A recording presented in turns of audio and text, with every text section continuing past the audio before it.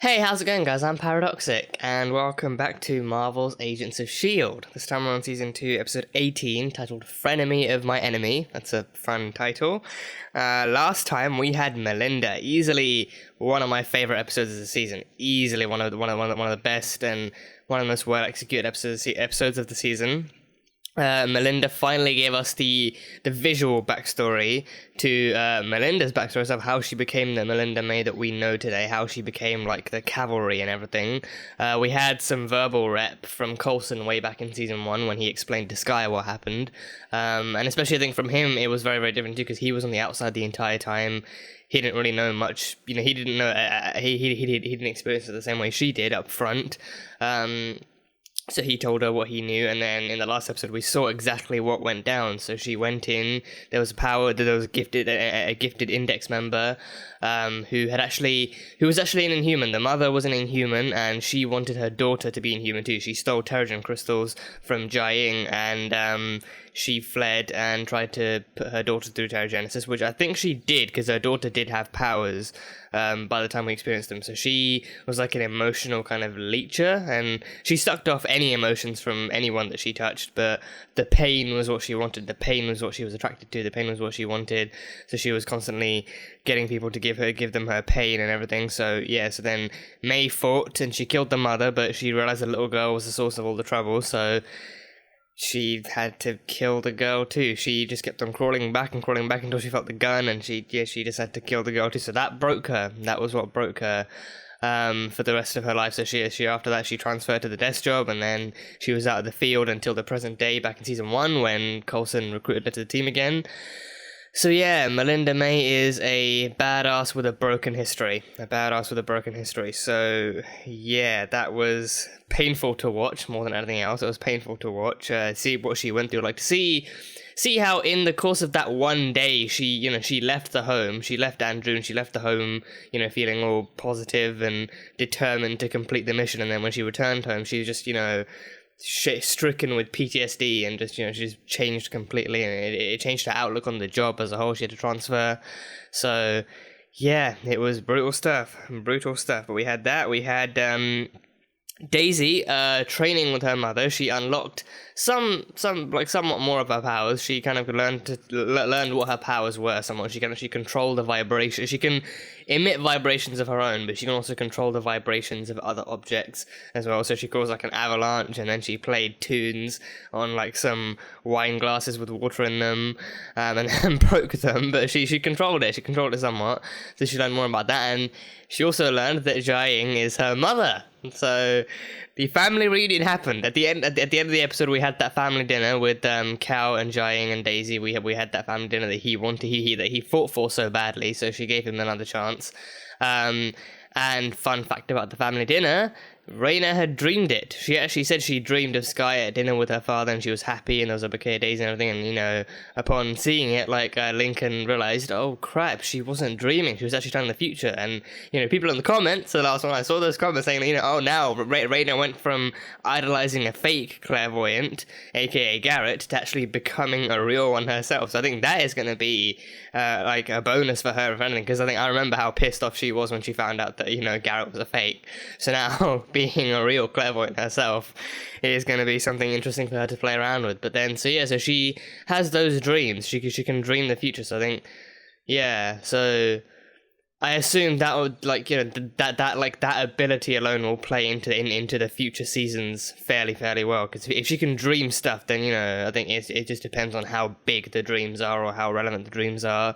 Like she could dream up like future Avengers movies, or just Civil War or something. I don't know, but this was the baby step. This wasn't that far out either. This was like directly on that same day. She dreamed that this would happen, presumably just like hours before it did. So the more she hones in on her dreams, the more she focuses those dreams, she can probably launch her powers out like to dream like a year ahead of time or 2 years ahead of time or something like that. So it will be interesting to see.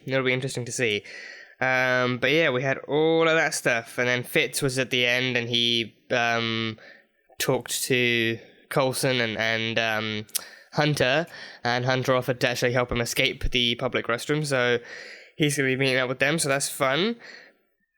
But yeah, that's pretty much all I have from the past episode. So episode 18, Frenemy of My Enemy. Let's go. San Francisco, California. Is San Francisco in California? Oh, suit and tie and glasses. Real Clark Kent look going on there. Oh geez, he's fast, he's quick. He's quick.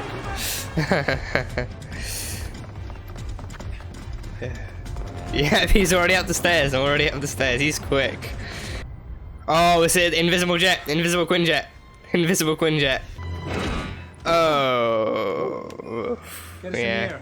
We're making a deal with Ward. Yeah, the guy who did that to you. That's not gonna be a comfortable experience. No. Oh. 26. Ethan? Compare him to the other samples. The other samples. Yeah, there are other subjects. Oh, Ethan. All he wanted to do was backpack. Fuck's sake, Hydra.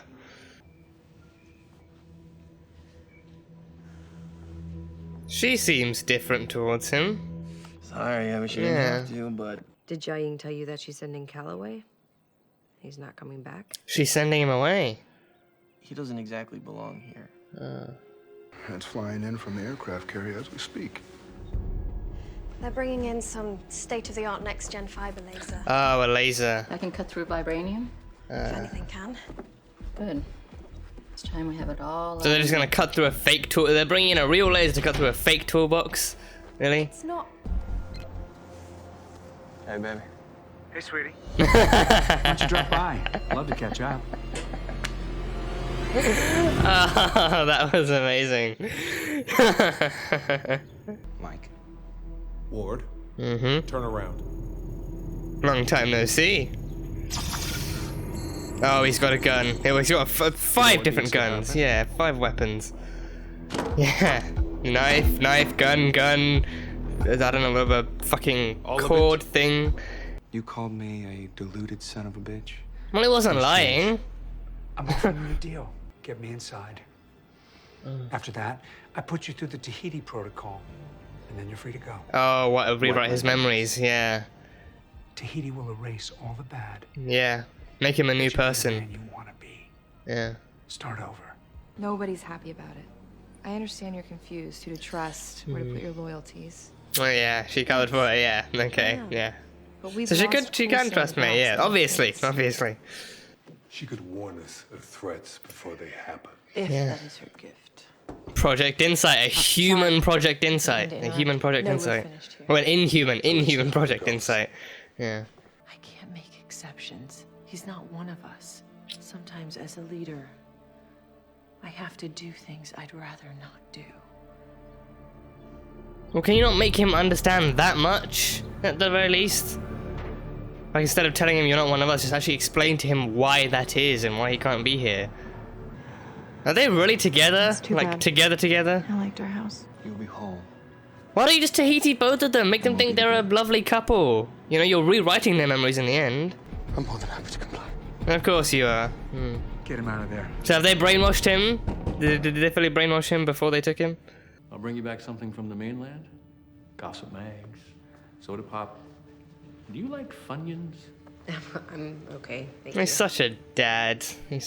So where are you going? I want to go with you. Okay. So she's gonna help him settle back into the real Best world, day into the outside ever. world. So Fitz, Oh damn. how you been? Oh god. Sit down. Oh jeez. Yeah. Bakshi, sir. Damn. Yeah. Fitz was just ready to. Yeah. Oh god. So Milwaukee. First father-daughter date. Date might be the wrong word. Yeah. Is that weird? Is this weird? Yeah, it's weird. It's a little weird. Skye looks good. I like the jacket shirt So did you combo. have an apartment around here? Or? Thought we'd get a pastry, get to know each other a little. Sure. Loves pastry. Right? Oh, breaking his heart over Great little pastry. mom and That's pop gonna bakery ruin around the pastry. corner. A charter school for medicine? What? Oh no, not for her. For you, I was gonna drop The you hell's a off charter every school? morning and pick you up, help you with your science fair. Oh, like a The school? volcano. Because you School? love a volcano, right? I've never heard of a charter You go school. to the father-daughter dance. I believe that with a compliance upgrade, Mr. Peterson would prove quite useful to him. What? You're offering him? No. To me? No. No, this isn't the plan. Sign of Bastard soldier's out. Oh, son of a bitch. Weapon systems are hot. Oh, god damn it. The rockets are gonna... Ugh. If you pull anything like that again, I'll throw your ass off this thing at 20. Yeah, and you'll fall into the water just like Fitz and Simmons did. The internet killed everything. I'm not sure the internet killed ice cream. But, how about we get a Nothing could ever kill malt ice cream, liquor okay? Ice instead? cream is eternal. Oh, Lincoln's tailing them. Lincoln's tailing them. Did Jying send Anyone him? from Lincoln? Yeah. Quantum entanglement? Mr. Bakshi? Are they gonna put an Ant-Man and the Wasp on us right now? Ant-Man and the Wasp, really? Really? Entanglement. Cal Johnson, Johnson, is that MD. your last name? Oh, Pretty ordinary, huh? Cal Johnson. Changed it to something more sinister when I went on the run. So does that make her Daisy Johnson? Daisy Johnson. That has a nice ring to it. Yeah. Yeah, that's a cool ring. Daisy Johnson, okay. Yeah. It's the first time I've heard her use her name since he revealed it to her. My grandfather's field kit, WW2. Oh. I use this to put your mother back together again. Oh, he used his granddad's kit. His granddad was a medic? Where are you going? Afterlife? Oh god, no, you're not, Cal, you're not stabbing anyone, for fuck's sake. Why wouldn't everything be cool?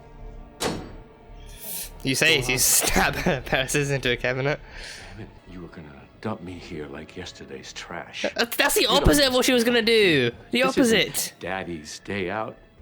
Her name is Daisy! Oh, jeez. Oh, Christ. Oh, god damn it. Yeah, Hydra's in the building. What are you waiting for? Oh god, okay. Mike, you're gonna recognize Daisy, okay? You're gonna recognize Daisy, so don't hurt her. For everything I did for Jying! Let's not lose our heads, okay? Oh, now he's bulletproof. No,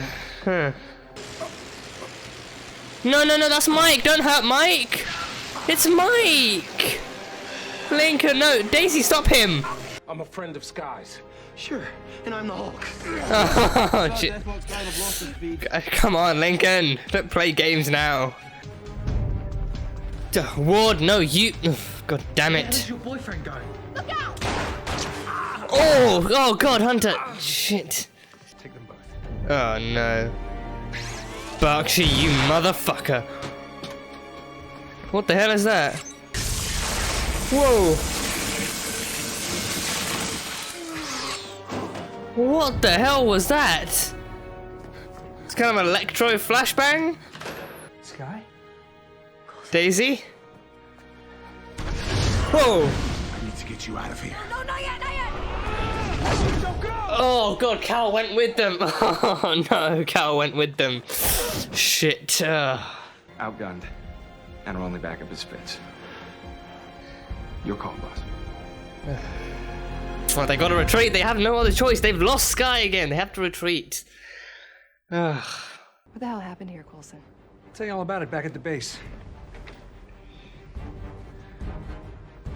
Take me to your leader.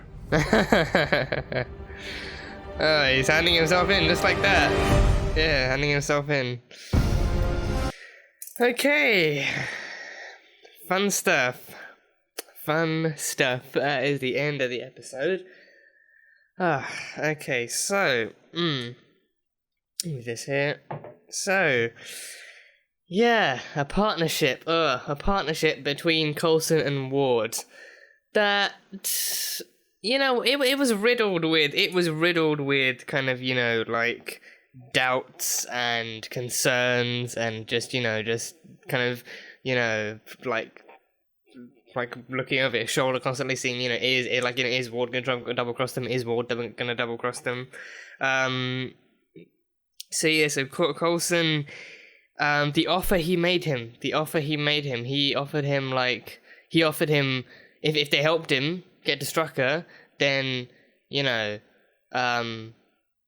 offered him he offered him freedom, but under the completion of Project Tahiti, so putting him through Project Tahiti. So yeah, I think I mean it makes sense why he would do that, but I think thinking about it even more, it makes it's more understandable, because leaving Ward free as he is after all that's happened is more, it makes him even more of a threat to the people around him. Leaving him off as a known train killer, and leaving him off as just leaving him with all of his knowledge about who he is and what he's done in his history makes him more of a threat to anyone else out there. Anyone double crosses him, anyone looks at him the wrong way, he could end up killing them off or something. But then giving him the Tahiti project, also, and I think he given all that's happened to him, he does have an element of self-hatred. He does hate what he's become. I think he has a level of appreciation to it, because he knows that he can handle himself, whether he's alone or with someone else. And even if he works with someone else, he knows that he's good enough to take them out should they double cross him. So he knows how to handle himself. He appreciates that much.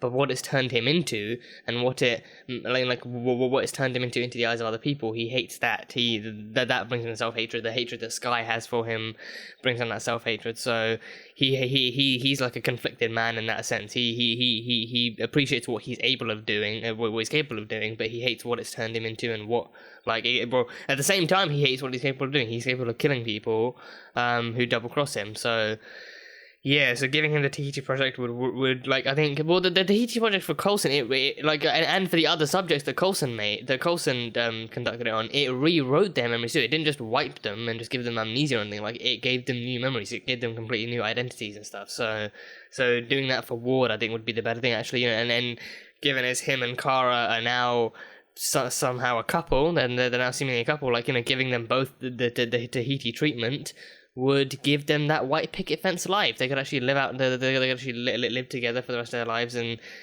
be whoever and whoever. So giving them both that thing. But then I wonder, for Ward, would it work? Because I think I wonder just how much of his physical capabilities are now muscle memory, like him being able to throw a perfect right hook, or being able to because he's a trained killer. He's not just a psychopath or a madman. He is, but he's a trained killer. He knows how to fight. He knows how to he's not like Cal. With Cal, he could throw one wrong punch and break someone's jaw. But Cal is a psychopath. He will just unleash his anger wherever. But with Ward, he knows how to actually hold back, how to pull his punches. But he also knows how to dislocate your freaking joints or something, within a matter of seconds. So he knows he's trained. He knows how to fight. He knows how to kill. So I wonder how much of that would then be muscle memory, because we've seen, he's able to conceal multiple weapons on him at all times, even the ones that Deathlock scanned and he missed it, the one inside his wrist. And even I think when he was being interrogated back in season 1 by Koenig, he had that kind of, I don't know what it was, he had a blade inside of his fingertip that he was pulling out, that I don't know, I think he was trying to control his body's reactions that the machine was picking up, but he had that inside him, and as he was in the hallway, he was pulling that out. So he has ways of controlling his body and making his body do the stuff he wanted to do. So I think how much of that is muscle memory, and how much of that can be affected by Tahiti too. Muscle memory, I don't think that can really be affected. If say he is living as a new person, with a new identity, and he doesn't remember any of his old life, but then someone manages to pick a fight with him in the future, and then he somehow just knows how to actually knock them out, or just how to actually do a scissor kick, or a uppercut or something like that. He doesn't just throw a random punch. He actually does a 1-2 uppercut or something. But the muscle memory stuff that would make him better. But I think for the most part, it is the safest way to go. For the most part, it's the safest bet that they can take.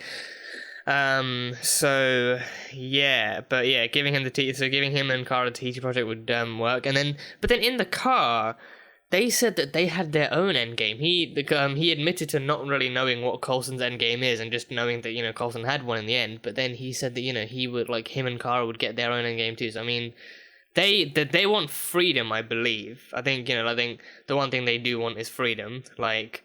The last time we saw them, legitimately, the last time we saw them, they were brainwashing Bakshi. So that much, I believe it could have been a mixture of Kara wanting to exact revenge on Bakshi for what Whitehall did to her, and also turning him into their own personal lapdog. So if they ever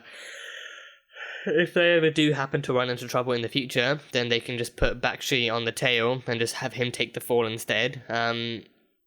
But yeah, so it was a mixture of that stuff. But I think for the most part, they do just want that freedom, because I think the last time again, I think it was in that same episode we saw that they were like they weren't intentionally killing people. They were like, the first thing they did was go and fix 33's face. They fixed everything because not only was she still wearing May's face, but half her face was scarred. So they found the guy who designed the mask initially and actually had him put a new layer over it and repair it and stuff like that. So that was their first one. I think, to my knowledge, they didn't kill him. But then after that, they broke into Talbot's base and kidnapped Bakshi, so they wanted him again. So again, like, the stuff they've done, it's been for personal gain, but no one's, like, to my knowledge, no one has died because of it. So again, I think that what they really do want is freedom. And Ward even said, he hasn't been with Hydra for a long time. He hasn't worked with them for the longest time.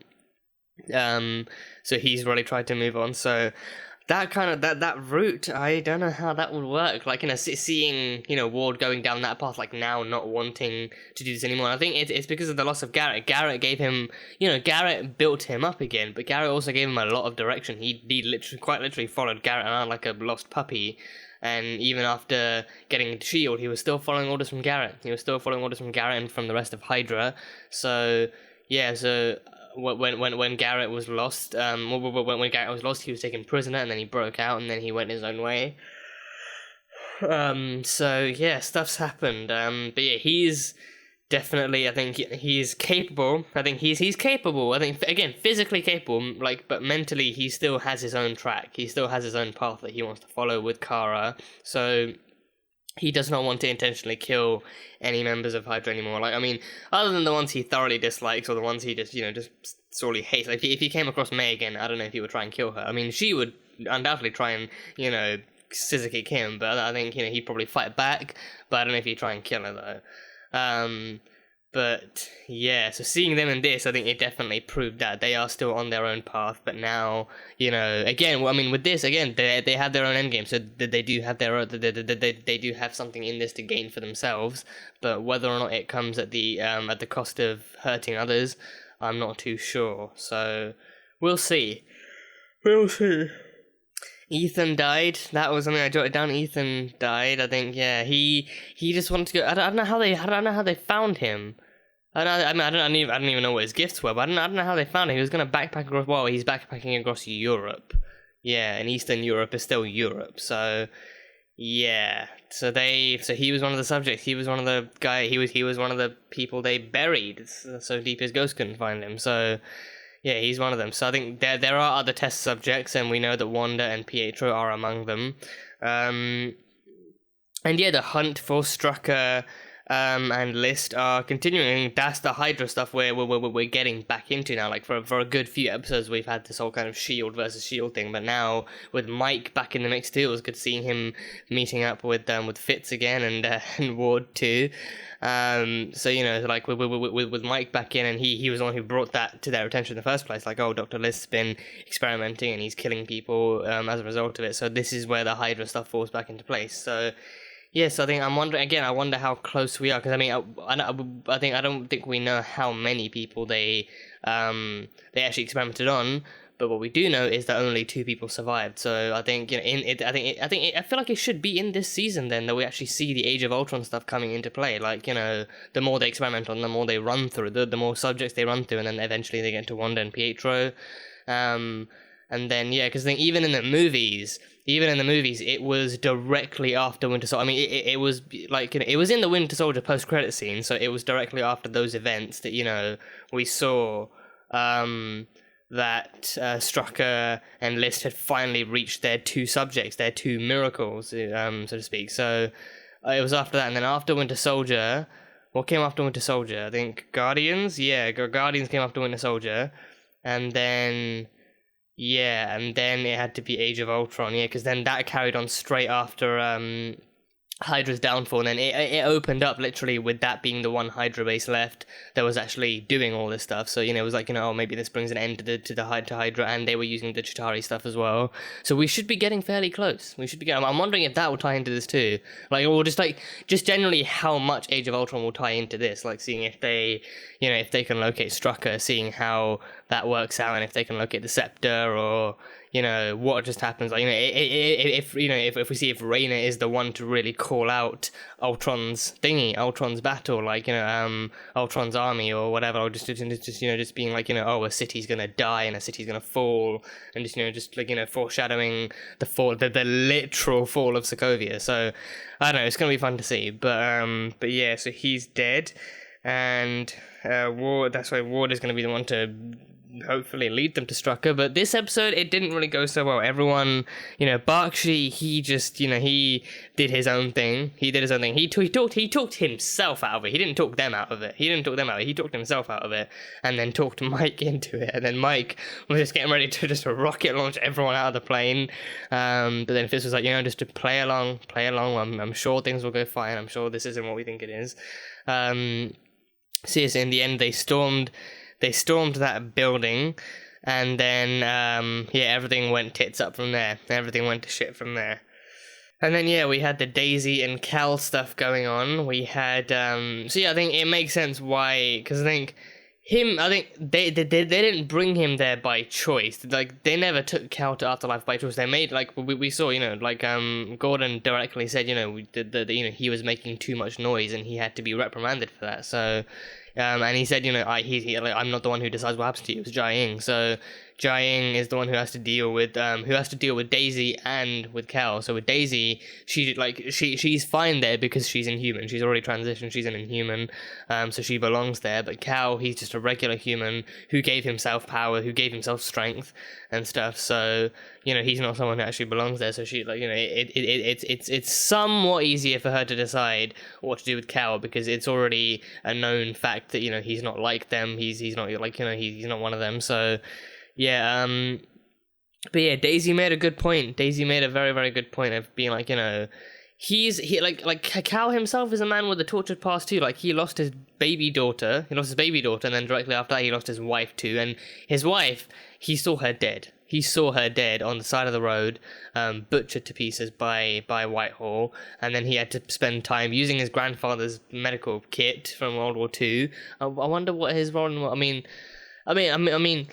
not everyone in World War II is a Howling Commander, so I don't know, like in the moment, my mind just kind of went, oh, was he a Howling Commander? But then I don't remember any medics in the Howling Commander, so maybe he's just like a casual World War II medic. So he used his grandfather's kit to actually piece her back together again. And then after that, they both kind of, like, even then, like, they both went into dark little corners of their own mind whilst working together to find Daisy, and they kind of went down horrible paths. So yeah, like, Cal, more than anyone, he fought, and he literally fought and fought and fought to actually find Daisy. He killed people, he threw people aside, you know, and his mind adapted to that too. His mind adapted to that. He grew anger issues. He grew very, very strong anger issues. So you know, he was a very, very different, and now currently a dangerous person to actually be to be meddled with. So she made a good point that, you know, if you take him home and you leave him there without any oh shit, okay, I almost dropped my headphones.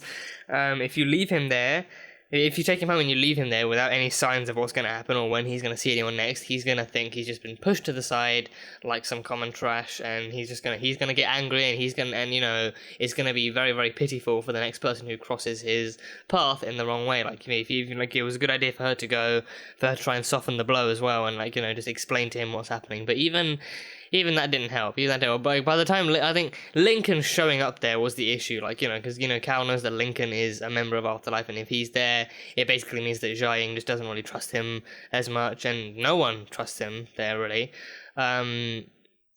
So I think it was all up. It was all well and good until Lincoln made noise and made his whereabouts, made his presence known. Because with Daisy, she was actually talking it. She was getting through to him. She was actually talking to him. She was telling him, times have changed, and you could see as they were walking down the street, the place where he thought the pastry shop was going to be turned into a currency exchange, and there weren't all the other restaurants were changed or closed or something. So it was that was like a nice visual representation of after all these years of pain and misery and loss, the times and the places themselves change. He idolized taking her back home so much. He never accounted for those, for home itself to change. He never accounted for his home to change, his building. He shut his building down after all that when he went volunteering. So he never accounted for any of that change to happen. So yeah, and even Jia is on her own path now. She's in charge of Afterlife. She has to help transition and guide all these other people. Daisy is her own person now. Daisy has done so much growing up, and she did a lot of growing up at an age she probably shouldn't have had to. She went through the system so many times. She met so many different people so many times in the worst of ways, just being tossed back and forth like a freaking boomerang. But even now, she made it clear she's an adult now. She knows who, she has a better idea of who she is now. She has this new part of herself, an aspect of herself that she's ready to explore. And she's even met her mother. What Cal wanted, that family reunion dinner. I mean, sure, it wasn't just the one dinner that he wanted, but for the most part, what Cal wanted, he got. He got that family reunion dinner. He got everything else. So he's I think, it's. He's changed a lot, but I think it's a good place for him to start, even alone, knowing that, his wife and his daughter are still out there, and especially that his wife and daughter have each other. Jia and Daisy are still both going to be Afterlife because that's where they belong, and Jia is literally going to be training Daisy. She's going to be teaching Daisy to control her powers. I think that is, the best deal of any, but yeah, he's changed too much. He's still clutching at an older dream life and stuff, and Daisy advised him, it's all those father-daughter dances, the ice cream, everything else, and they got ice cream, or some kind of chocolate something, but all the stuff that he's holding on to is memories and dreams of a life gone by. Their lives are way too different now, the times are too different now, so it's time to actually move on and accept that things have changed. And that they're all different people now. They're all still family. They're all still family, but it's just the situation is too different now. The times are too different now. So again, Daisy can look after herself. She's an adult. She's been looking after herself for a long time. So yeah, again, Daisy was actually doing the right thing. She was actually getting through. She was talking to him, and then Lincoln showing up just confirmed that Jia had sent him. He wouldn't be here without Jia or Gordon's explicit permission, so that means that they would have sent him to watch her. And then Cal's mind starts racing and be like, oh, maybe Jia doesn't trust me, maybe no one trusts me, oh god, just angry. But yeah, that was that. And Daisy Johnson, yeah. So Cal's name was Cal Johnson, yeah, and he is an MD. I think that's a master's degree, right? I think so. Yeah, I think that's a master's degree. So he has a master's degree in medicine, some field of medicine. He volunteered for doctors for, I don't know, he was a part of some kind of doctor volunteer program abroad in China, and that's when he wasn't even meant to be there for very long, but that's when he met Jia and everything changed. But his name is Cal Johnson, so that's Daisy Johnson. Yeah, I thought Daisy alone was beautiful, but Daisy Johnson, that's just a whole other level, And even she said Daisy Johnson. Huh, that actually sounds cool. Yeah, it's the first time I don't think we've ever heard her say her name before. She's even even after being told that her first name was Daisy, she's still heard her own teammates call her Skye. Understandably, she's heard her own teammates call her Skye over and over again, and Coulson call her Skye. So she's never bothered to correct them, being I do remember someone pointing out that, when she found that, in her eyes at the time, her father was still a monster, so any name that he gave her, she wasn't going to be immediately ready to accept. But I think in that scene, she definitely did kind of acknowledge it at the very least, because she was aware that her birth name was Daisy, so she was aware of that much, so she did acknowledge it this time at least. But yeah, Daisy Johnson, that sounds cool. That sounds just as amazing. And yeah, and I think, and you guys can definitely tell, I think, you know, like when that name reveal first happened, I was ecstatic to use it, and I still am. I'm still very, very happy to use it. It's just a case of, you know, other people calling her Skye and her being okay with it. I think it's fine because, you know, Skye is the name she chose for herself. Skye is the name she chose for herself. But I think it's more, again, that name is like, you know, Skye sounds nice. Skye sounds nice too, but I think, you know, it's knowing the history, like knowing it's because people at the orphanage used to call her Mary Sue Poots or something like that. Like, you know, it was because people were calling her something else in a much more derogatory way.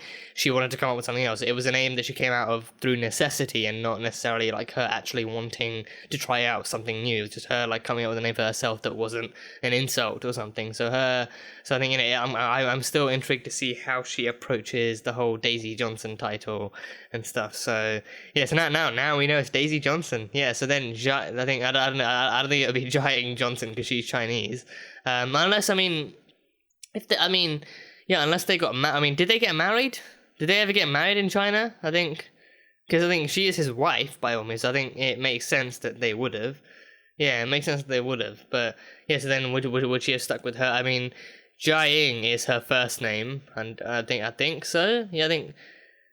I don't know.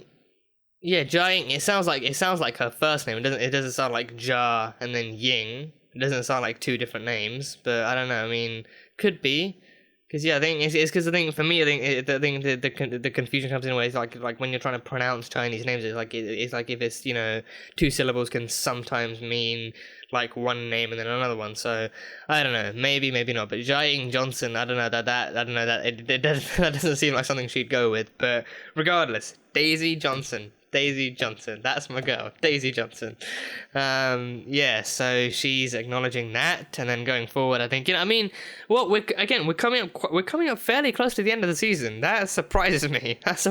We're coming up fairly close to the end of the season, so I don't know, by the end of the season we could see her reclaiming it. We could see her rebranding herself as Daisy Johnson and moving into the world with her new powers and stuff. I'm hoping to see that kind of evolution. But yeah, Daisy Johnson it is. But yeah, I think the fight that I didn't want to have to see was Lincoln and Mike. I hoped that they would actually reach some kind of ground level of understanding and actually work together, but no, he just had to play it off as a joke, being like, you know, oh, I'm a friend of Mike, I'm a friend of Mike, I'm a friend of this guy's, and like, yeah, and I'm the Hulk, and then he just, you know, proceeds to electrocute him some more. So they both put up a fight, and then Bakshi came along and unleashed some kind of flashbang grenade electric type thing that tased them both. I thought it was going to be like a teleporter, because, you know, they were talking about quantum entanglement. So, you know, I think, yeah, again, like List was mentioning quantum entanglement, and he was talking about teleport. Yeah, he was talking about teleport. I mean, the place I recognize it most from is when they explored it in Ant-Man and the Wasp. But that wasn't necessarily. I don't think that was so much teleport as it was just the fact that, you know, when Scott was in the quantum realm, he encountered Janet in some way, and then she latched onto him to try and get a message to Hank on the outside. So yeah, I think that version of quantum entanglement is the one I'm aware of. But I don't know if that one would include teleport or not. But with this one, he's actually talking about teleport. He's talking about Gordon teleporting around the place and being in two places at once and stuff. So yeah, but then how fast is the teleport then? How fast does the teleport work? Because I think he's teleporting out of one place, but then does he reappear straight away in another, or does he? Because technically he's opening like a portal, walking through, and then he shows up another. But then does he go into another dimension and then open up a portal from there back to then? Because then if he is transporting straight away, it would mean that, you know, as soon as he disappears, I mean, because we don't see it happen. So like that kind of logic would dictate that, you know, as soon as he disappears in one place, as soon as that happens, he actually does reappear in another place. But then, you know, or otherwise he opens up a portal into another dimension that he can survive and that his powers come from. Then he works from that dimension and opens another portal from there, and then he walks into another location. So yeah, I don't know. I mean, we're talking about teleport here. That kind of thing doesn't even exist yet. Yes, I said yet. Okay, a person can dream. But I mean, hey, we've come this far with tech. We've learned to fly and we've been to space. I'm sure teleportation is like a few decades out at most. Okay, I'm sure it's only a few decades out at most. But yeah, I don't know. But yeah, I don't know. But that was the kind of quantum entanglement they were talking about. So I guess we'll see more. I mean, but you know, I mean, he said he's the only one of his kind. I think what did he say? Wait, did he say he was the only one of his kind or the first of his kind? I don't know. Let me go back and check. Yeah, so that they have records of the ability of the inhuman abilities in existence. They have records of all the inhuman abilities in existence, and precognition is not one of them. So yeah, that's Gordon's theory, that she could be the first one of her kind, and he is the first of his kind. He was the first of his kind. So there could be other teleporters out there, and I think we know for a fact there are. I mean, Ghost from Ant-Man and the Wasp, she is technically a teleporter, right? Because I think her thing was that, you know, she has a suit that allowed her to use her abilities and shield, or technically maybe like a darker part of Hydra. They trained her to be a killer with her powers, but the suit she wears allows her to have somewhat greater control over it, but she still kind of recharges herself in a hub and stuff like that. But then she actually does have a suit, but then that suit, I mean, I think, is that her teleporting, or is that her just going invisible or something? Because I think that could be what it, because her quantum entanglement is the fact that she's phasing in and out of reality. She's dying and then being put back together, and so she's like, you know, it's because of her exposure to the quantum realm. You know, she's kind of phasing in and out of our reality, or like out of life and death. So I don't know if that would be teleport, but yeah. So, but yeah, Gordon was the first of his kind. Gordon was first, and his one came more naturally through Terrigenesis. So yeah, so he was the first of his kind. So Raina could be the first of hers too. Yeah, I don't know, like who else has precognitive abilities in the MCU. Yeah, off the top of my head, no one really comes to mind. And it's kind of, you know, it's kind of hard to run through an encyclopedia of all the MCU heroes. But yeah, I don't know. I'm not sure. But you know, he was the first of his kind, and she was the first of her, and she's the first of hers. So yeah, it's good that they actually keep a record of this stuff too. Keep a record of all the existent inhuman abilities. But yeah, that's all I have from this episode. So it was fun to see. It was fun to see Ward back. I hate him, but it's still fun to see him back, and seeing him in some kind of a new surprise kind of collaboration with S.H.I.E.L.D. with Coulson of all people too. And yeah, I think going forward now, like after everything that's happened, like, you know, Gordon took her back. He teleported in at the end and he took her back, and then Cal jumped in with them, so they both ended up going back to Afterlife. And I don't know what happened to Lincoln.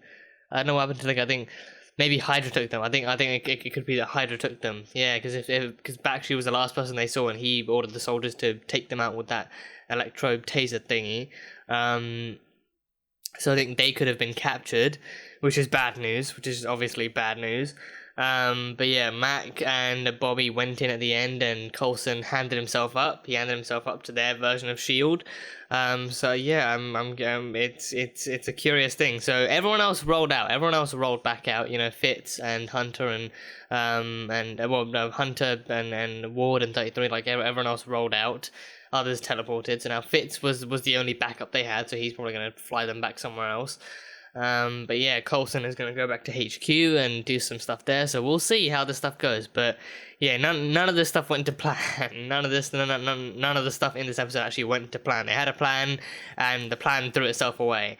But yeah, we'll see how things go. But fun episode. Looking forward to the next one. But yeah, that's pretty much all I have from episode 18. So that was Marvel's Agents of S.H.I.E.L.D. season 2, episode 18. Titled Frenemy of My Enemy, which is basically what Ward is. So yeah, thank you guys so much for watching this video. If you guys enjoyed it, then salt and burn that like button. Comment on what you thought of the episode and what you think is coming up next time on Agents of S.H.I.E.L.D. The uncut reaction will be available on Patreon, so feel free to go check it out. And yeah, that's it. So I will see you guys next time.